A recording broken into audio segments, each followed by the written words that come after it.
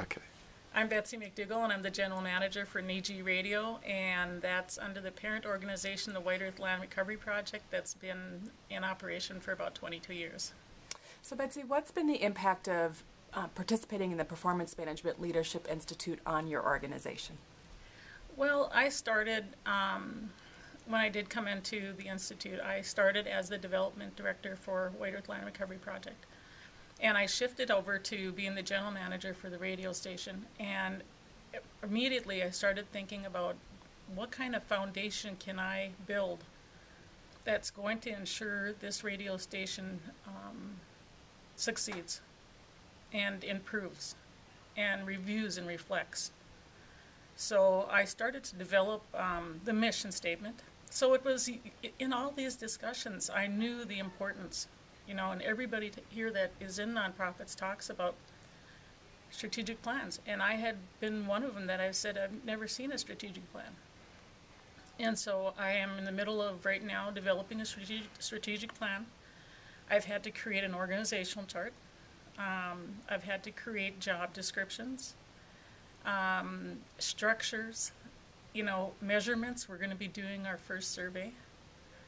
And to me, it's really important that community input is a big part of that. It's community-based radio. And we have to always be guided by what our communities need. What is going to be the outcome? We're trying to promote having healthy communities. So, and it's always having to engage with volunteers, because community-based radio is really based on volunteerism.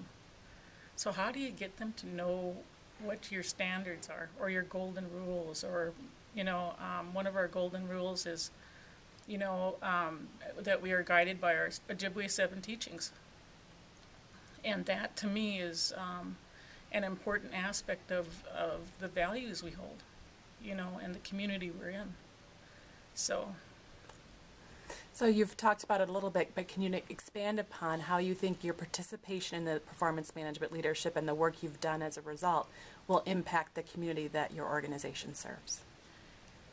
Because I had to basically build an organization or a structure underneath the organization I'm in, a sub-organization, I had to use everything we talked about. It would give me an idea of, we've got to do this. We've got to do this from the beginning. How to create that solid foundation, because if you don't build those best practices now, when you leave, or if you ever leave, what does this place have? You have to build practices that are ongoing and people know about them. And to me, if we can do that, then this community will have a radio station that's effective. And you never have to worry if someone leaves in your organization that, I'm thinking about the basic structures of development, the basic structures of community involvement. How do you get your staff to believe in what you're doing? This is all what we've been talking about here. And for the community, how are they going to see that we're responsive to them? And it's what we've been talking about here, measurements. I tell my staff all the time, I said, if someone calls in and makes one comment, we take that comment seriously. And if you quickly respond, they're going to know that they matter. And that's how you build community. So our next step now is to really go out there and encourage community members to send us their comments and decide what they want for community radio. Right. And on a personal level, how has participating in the Performance Management Leadership Institute impacted you as a leader? For me, I believe that I needed to get away from what we were so embedded in. It was constant daily decision making on construction, on something as simple as billing forms, as invoices. And to be with professionals thinking about yourself and yourself as a leader, I think that was the best part for me. It gave me a sense of, I am a professional.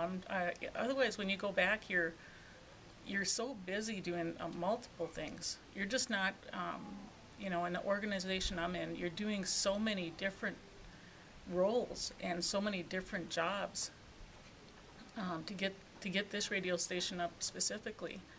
I was dealing with construction. I was dealing with trying to develop a board, which after the first 4 times I finally was successful. Having our first board meetings, developing our bylaws, and then answering phones and calling the people to come and plug the phone in. So it was different things, and when I finally got here, it gave me time to think about myself. And, as a leader, if we're going to be adaptive leaders, how do you do that? With the economy the way it is, and my concerns are, we have to really change the way we operate as nonprofits. And to me, the biggest key has been going to volunteers and people who are interested in radio. It's not always about the grant, because they might not always be there, but you can get committed people from the community. Great. Well, thank you for your time, Betsy. Thank you.